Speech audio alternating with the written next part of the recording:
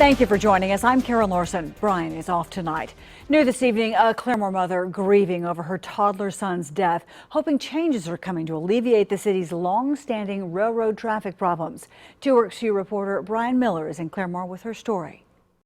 Train traffic issues are mostly just an inconvenience for drivers, but there have been public safety concerns raised in the past. Tonight, a grieving mother still coping with the recent death of her child is speaking out in hopes of creating change.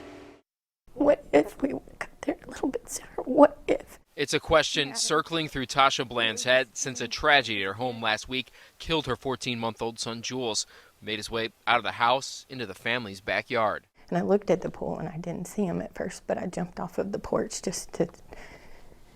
and he was in there. Tasha grabbed Jules from the pool, brought him inside in a desperate attempt to save his life. I was getting the water out, and then my son got the phone and he had called 911, and they were on there. They were trying to talk and they were trying to say things to me, but I told them our address, but I couldn't talk to them because I was trying to do CPR.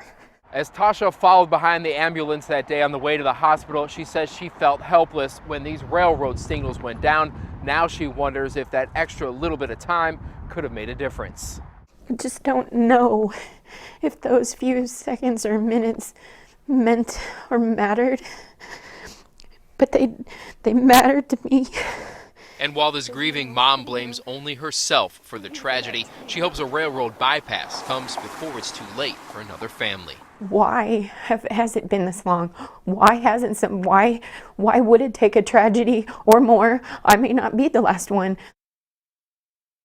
There is a GoFundMe page to help the family. Claremore's city manager, meanwhile, has been working to address the signal issue for years, but funding has always been an obstacle. Meanwhile, ODOT is building a bypass just south of town, but that won't happen until 2021. In Claremore, Brian Miller, KJRH for you.